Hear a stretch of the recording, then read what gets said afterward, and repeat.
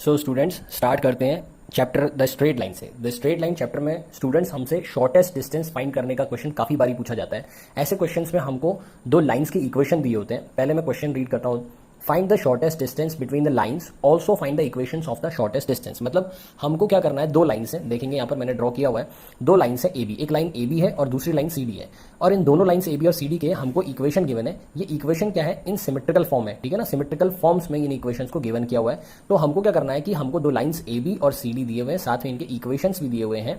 अब होता क्या है कि इनके बीच की शॉर्टेस्ट डिस्टेंस हमको फाइंड करनी पड़ती है, मतलब कि इनके बीच में जो डिस्टेंस कम से कम डिस्टेंस होगी वो शॉर्टेस्ट डिस्टेंस फाइंड करनी होती है। अच्छा, इसका एक कंडीशन जो होती है वो क्या होती है कि शॉर्टेस्ट डिस्टेंस या वो वाली लाइन जो हमें शो कर रही है शॉर्टेस्ट डिस्टेंस, वो होनी चाहिए जिसके जो एजेस हैं या पॉइंट्स हैं पी एंड क्यू, जिसको मैं यहां पर दिखा रहा हूं, वो परपेंडिकुलर भी होने चाहिए in both lines, on both lines, ठीक है ना। जैसे ये पॉइंट पी है, ये ए बी पर परपेंडिकुलर होना चाहिए, and point Q also should be perpendicular on C D. समझ रहे हो ना, ये पॉइंट पी और क्यू दोनों ही लाइन ए बी और सी डी पर रिस्पेक्टिवली परपेंडिकुलर होने चाहिए, नहीं तो शॉर्टेस्ट डिस्टेंस इसको भी तो कहा जा सकता है, पर यहां पर वो परपेंडिकुलर नहीं होगी। सो ऐसे पॉइंट्स को ज्वाइन करने पर हमें शॉर्टेस्ट डिस्टेंस मिलती है जिन पॉइंट्स पर वो परपेंडिकुलर शो करते हो गिवन टू लाइंस के लिए, ठीक है ना। सो इस टाइम पर हमारे पास ये जो दो लाइन हमने कंसिडर की है ए बी और सी डी, उनके लिए सिमेट्रिकल फॉर्म में दो इक्वेशन गिवन है। अब इन इक्वेशंस की बात अगर करें स्टूडेंट्स, सो इन इक्वेशंस को थोड़ा सा ध्यान से ऐसा कंपेरेटिव व्यू में पढ़ते हैं, देखेंगे तो देखो ये हमारे पास क्या है, स्टैंडर्ड फॉर्म होती है लाइंस की, x minus alpha one upon L1, y minus beta one upon M1, z minus gamma one upon N1, x minus alpha two by L2 is equals to minus y minus beta two by M2 is equals to z minus gamma two upon N2। मैं इसको अगर in given equations के साथ compare करूं तो मुझे कुछ चीजें मिलती हैं, alpha one beta one gamma one, या मुझे alpha one beta one gamma one की वैल्यू पता हो जाएगी और alpha two beta two gamma to की वैल्यू पता चल जाएगी, alpha two beta two gamma to. ऐसे ही सिमिलरली L1 M1 N1 भी मुझे दिख रहे हैं, L1 M1 N1 भी मुझे दिख रहे हैं, और L2 M2 N2 भी मुझे दिख रहे हैं। अच्छा ठीक है, अब हमको ये बताना है कि जो L1 M1 N1 है ये वाले, और जो L2 M2 N2 है क्या है, where L1 M1 N1 and L2 M2 N2 are the direction cosines of above lines. अगर ये दो लाइंस के लिए इक्वेशन गिवन है तो L1 M1 N1 और L2 M2 N2 direction cosines होंगे इन लाइंस के लिए। इसी तरह ये जो alpha one beta one gamma one है और alpha two beta two gamma two है, वो क्या है, these lines are passing through. ये जो दो लाइंस है ना, जिसको मैंने यहाँ पर ए बी और सी डी का ये जो दो लाइंस जा रही है ना, वो दो लाइंस इन पॉइंट से होकर जा रही है, यानी कि जो alpha one beta one gamma one है और alpha two beta two gamma two है, ये इस लाइन पर लाई करने वाले पॉइंट है। मतलब ये जो लाइन है ना, इस टाइम पे जो ए बी लाइन ड्रॉ करी हुई है मैंने, इस लाइन पर कहीं पर ये point A alpha one beta one gamma one lie करते होंगे। इसी तरह जो दूसरी वाली लाइन सी डी है उस पर जो पॉइंट है alpha two beta two gamma two lie करते होंगे, ठीक है ना। अच्छा, इस पर डिस्कस हम फिर बाद में करेंगे। अच्छा, अब हम अपने क्वेश्चन पर आ जाते हैं। तो मैंने जैसा कंपेयर किया, हमने कंपेयर किया इनके साथ कंपेयर किया था ना, तो इनके साथ जब कंपेयर किया तो मुझे क्या क्या वैल्यूज मिलती है वो मैं लिखता हूं, ठीक है ना। मुझे अल्फा वन की वैल्यू मिलती है, अल्फा वन की वैल्यू 1 है, बीटा वन की वैल्यू है 2, गामा वन की वैल्यू है 3, इसी तरह अल्फा टू की वैल्यू है 2, बीटा टू की वैल्यू है 4, गामा टू की वैल्यू है 5, और इनके ये क्या है, ये है वो पॉइंट्स जिनसे ये लाइन पास होकर के जा रही है, ठीक है ना। अच्छा, इसी तरह से अब मैं इनके डायरेक्शन कोसाइंस लिखता हूं, यही है ना डायरेक्शन कोसाइंस, देखोगे L1 M1 N1, ठीक है ना, और L2 M2 N2। तो ये L1 हमारे लिए L1 वैल्यू दे रहा है 2, ठीक है ना, L1 M1 हो जाना है 3, N1 को बोला जा रहा है 4।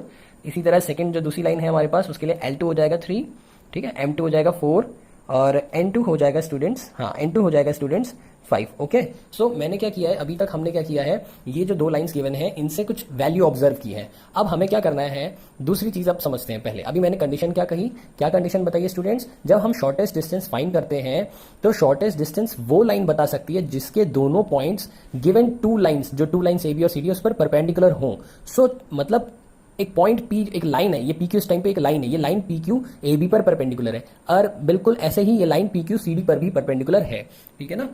अब हम इस पर डिस्कस करते हैं। इसमें क्या लिखा है, when a straight line whose direction cosines are L M N, अगर कोई स्ट्रेट लाइन है जिसकी direction cosine L M N हो और वो परपेंडिकुलर हो इन अबव टू लाइंस। अगर ये पी क्यू लाइन जो कि स्ट्रेट लाइन है, ठीक है ना, ये एक स्ट्रेट लाइन है और ये पी क्यू ए बी और सी डी पर परपेंडिकुलर है, हमें इसके डायरेक्शन कोसाइंस नहीं पता, हम लेट कर लेते हैं कि जो लाइन है पी क्यू, इसके डायरेक्शन कोसाइंस एल एम और एन है, ठीक है। तो वो कैसा ऐसा रिलेशन दिखाएंगे, L1 into L, M1 into M, N1 into N is equals to 0, है ना। In similar way L2 into L plus M2 into M plus N2 into N is equals to 0।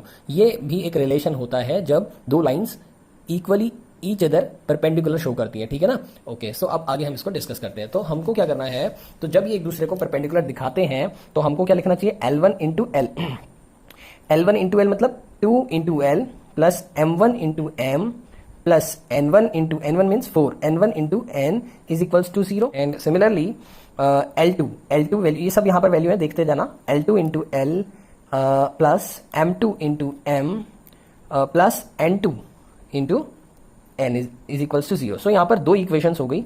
अगर इनको इक्वेशन 1 एंड 2 कंसिडर करते हैं तो cross multiplication method से हम इनको सॉल्व कर सकते हैं. तो ये कैसे सॉल्व होती है, इसे सॉल्व करना भी आना चाहिए, ठीक है ना. कैसे करेंगे इन्हें सॉल्व, हमको क्रॉस मल्टीप्लिकेशन मेथड पहले भी बताया हुआ है, हमने प्रीवियस क्लासेस में इसको अच्छी तरह पढ़ रखा है. हम इनको कैसे करते हैं, ध्यान देना. जब भी मुझे L की वैल्यू फाइंड करनी होती है तो ये 2L, 3L, 3M, 4N, 4N, 5N है ना, तो क्या करते हैं, ये वैल्यूज को हम अलग करते हैं, थोड़ा सा हाइड कर लेते हैं. L की वैल्यू फाइंड करने के लिए तो 5 3 जा 15 होता है ना, 5 3 जा नंबर्स पर कंसंट्रेट करना है, MN अभी नहीं. 3 5 जा 15 माइनस 4 4 जा 16. ओके, ठीक है ना. ऐसा L को हाइड कर लिया, 3 5 जा 15 एंड 4 4 जा 16. अब M के लिए क्या करना है, ध्यान देना है, बस थोड़ा सा ही केयरफुली हैंडल करते हैं इसको, और कुछ भी बात नहीं है. M के लिए क्या करना है, 4 3 जा 12. ओके, 4 3 जा 12 माइनस 5 2 जा 10. हाँ, बस इतना ही ध्यान करना है कि जब मेरे को M के लिए सॉल्व करूंगा तो मैं 2 5 जा 10 को पहले नहीं करूंगा, 4 3 जा 12 पहले करूंगा और 2 5 जा 10. अगर ऐसा नहीं करूंगा तो साइन प्रॉब्लम्स हो जाती हैं और साइंस चेंज होने की सिचुएशन में आंसर ही बदल जाता है. सो अब ये ऐसा हो गया ना. अब यहाँ पर n के लिए हम क्या करते हैं, 4 2 जा 8 माइनस 3 3 जा 9. Okay, so L upon 1 minus 1 sorry, m upon 2 and n upon 8 minus 9 minus 1. Okay, अब ये जो चीज़ है इसको थोड़ा यहाँ से मैच करते हैं ना, यहाँ से मैच करते हैं. देखो ये जो चीज़ है ये क्या है, L by A, M by B, N by C, ये क्या है, हम इसको थोड़ा कंपेयर करेंगे तो हमको पता चल जाएगा. LMN के बारे में पहले भी बात हो चुकी है, डायरेक्शन कोसाइंस होते हैं. और ये अपॉन में ABC है, जिनकी वैल्यू हम देख रहे हैं वो डायरेक्शन रेशियोज है. सो ABC हमारे यानी -1 और 2 और -1 हमारे direction cosines sorry direction ratios रहेंगे, ठीक है. सो -1 2 -1 are the direction ratios of line PQ. जो शॉर्टेस्ट डिस्टेंस हमको बताएगी वो लाइन PQ के लिए ये -1 2 -1 डायरेक्शन रेशियोज होंगे. अब डायरेक्शन रेशियोज जब पता चल जाते हैं, देखना डायरेक्शन रेशियोज जब पता चल जाते हैं तो हम L को उनकी L को M को N को उनकी हेल्प से फाइंड कर लेते हैं. ये फॉर्मूलाज है हमारे पास, ठीक है ना. तो हम भी इन फॉर्मूलों को इंप्लीमेंट करके LMN फाइंड करते हैं, ठीक है ना. तो L is equals to -1 upon under root -1 square plus 2 square plus -1 square. Okay, now we got -1 by root 6. Okay, solve करेंगे तो -1 बाई रूट 6 हो जाएगा. Similarly for M is equals to 2 upon -1 whole square plus 2 whole square plus -1 whole square which is equals to 2 by root 6. Okay, and similarly n is equals to -1 upon -1 whole square plus 2 whole square plus -1 whole square equals to -1 by root 6. So these are our direction cosines, values of L, M and N. So after that students, when we have the values of our direction cosines L, M, N, then we can get easily the length of shortest distance, which is L alpha 2 minus alpha 1, M beta 2 minus beta 1 plus N gamma 2 minus gamma 1. Students हम इस पर discuss पहले ही कर चुके हैं, ये formula हमारे सामने है और L, M, N अभी फाइंड किए हैं और alpha 2 alpha 1 beta 2 beta 1 gamma 2 gamma 1 already हमने इसको फाइंड कर लिया है. So length of shortest distance find करने की बारी अब आती है, ठीक है ना. Length of shortest distance formula है L, विच इज L कितना है, -1 बाई रूट 6. ओके, L है -1 बाई रूट 6 और alpha 2 minus alpha 1 2 minus 1 plus 2 by root 6 है ना, 2 by root 6 beta 2 minus beta 1 4 minus 2 है ना, 4 minus 2 plus gamma -1 by root 6. Gamma हो जाता है -1 by root 6 into gamma 2 minus gamma 1 5 minus 3. Okay, 5 minus 3. So -1 by root 6 into 1 plus 2 root 6 into 2 minus 1 by root 6 into 2. Okay, -1 by root 6 plus 4 by root 6 minus 2/√6 है ना.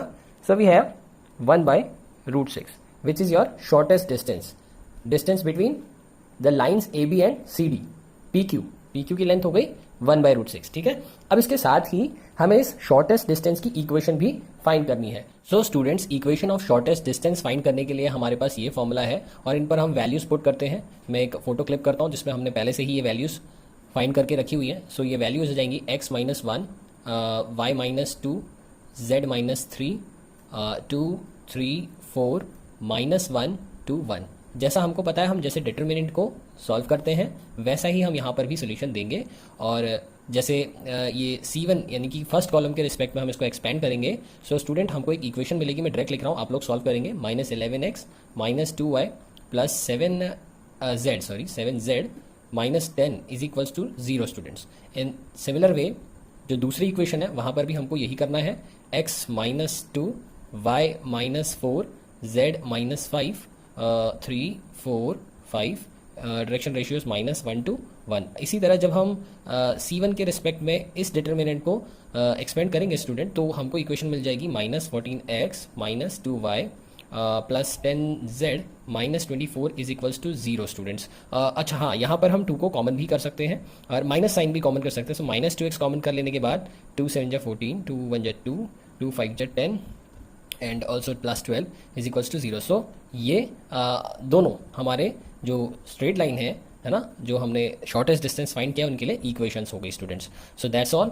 बहुत ही आसान और easy question है ये और अच्छे नंबर्स में पेपर में आएगा. आई एम श्योर आपको समझ में आया होगा. इसी तरह के और इंपॉर्टेंट क्वेश्चंस जो कि प्रीवियस पेपर्स में आ चुके हैं, पूछे गए हैं, वो मैं आपको लिस्टेड कर रहा हूँ. So please solve these questions to get more efficiency to solve it.